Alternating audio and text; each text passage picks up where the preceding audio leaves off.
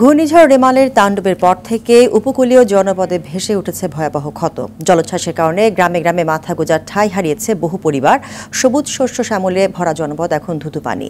ঝালকাঠি ও পিরোজপুরে ৩৫,০০০-এর বেশি ঘরবাড়ি বিধ্বস্ত হয়েছে বলে জানিয়েছে সংশ্লিষ্ট জেলা প্রশাসন। জেলা প্রতিনিধিদের প্রতিবেদন জানাচ্ছেন সাইদ মাহমুদ। নগদে ৫০০ টাকা বা তার বেশি পেমেন্টে পেতে পারেন ঢাকায় জমিসহ ২০ কোটি টাকার পুরস্কার।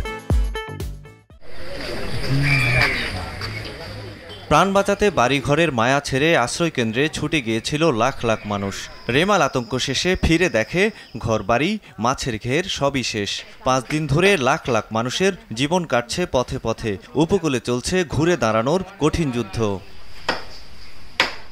ঝালকাঠি জেলা প্রশাসনের তথ্য অনুযায়ী জলোচ্ছ্বাসে ২০৭০টি পুকুর ও ১৫৯টি ঘেরের মাছ ভেসে গেছে। এতে শত কোটি টাকার ক্ষতির কথা জানিয়েছে মৎস্যজীবীরা। এছাড়া ২৫,৫৭৩টি ঘর বিধ্বস্ত হয়েছে। তলিয়ে গেছে ৬,১৯০ হেক্টর ফসলি জমি।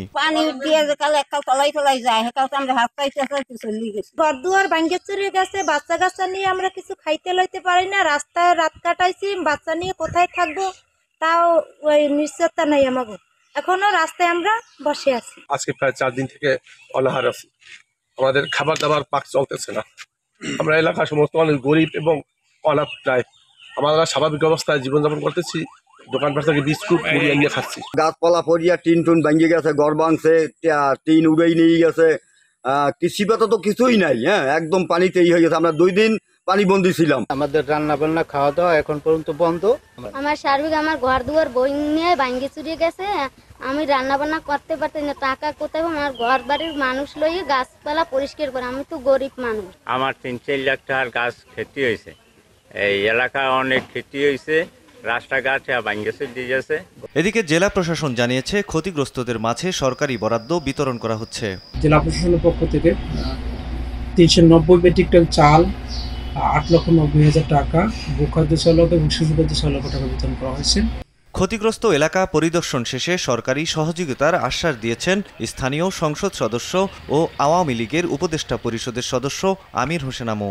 সরকারের পক্ষ থেকে ব্যবস্থা গ্রহণ করা হচ্ছে। হয়তো এখন পর্যন্ত এখানে এসব পৌঁছে নাই। আমি আশা করি আমি যখন আসছি ইনশাল্লাহ অল্প সময়ের মধ্যে আপনার। এদিকে পিরোজপুরে প্রায় ১০,০০০ বাড়িঘর ও কাঁচা পাকা প্রায় ৭০ কিলোমিটার সড়ক ক্ষতিগ্রস্ত হয়েছে। ইন্দুরকানী ও মঠবাড়িয়ায় বেড়ি বাঁধ ভেঙে ১,৮০০ মেট্রিক টন মাছ ভেসে গেছে বলে জানিয়েছে প্রশাসন। গাছ পড়ে ঘর বাড়ি সবই নষ্ট হয়ে গেছে। এখন থাকার মতন কোনো কায়দা নাই। গাছ পড়িয়ে ঘর ভেঙে গেছে, গাছ টাছ যা ছিল সবই আমাদের শেষ হয়ে গেছে। এখন পানি উঠে পানি আমাদের এখন পর্যন্ত ঘরের ভিতরে মনে হয় 1 থেকে 2 হাতের বেশি পানি আছে। সব জলে ভাসাইয়ে নিয়ে গেছে। আমাদের এখন কিছু নাই। যদি আমাদের কিছু সাহায্য যদি করে সরকার তাহলে আমরা বাঁচতে পারি। ক্ষতিগ্রস্তদের সহযোগিতায় এগিয়ে এসেছে পিরোজপুর জেলা প্রশাসন। তালিকা করেছি এবং তালিকা ধরে দ্রুতই পুনর্বাসনের স্বশাসন ডিপার্টমেন্ট ব্যবস্থা গ্রহণ করবে। পর্যাপ্ত সরকারি সহযোগিতায় উপকূলের ঘুরে দাঁড়ানোর যুদ্ধটা সহজ হবে, এমনটাই বলছে দুর্গত মানুষেরা। সাইদ মাহমুদ, RTV।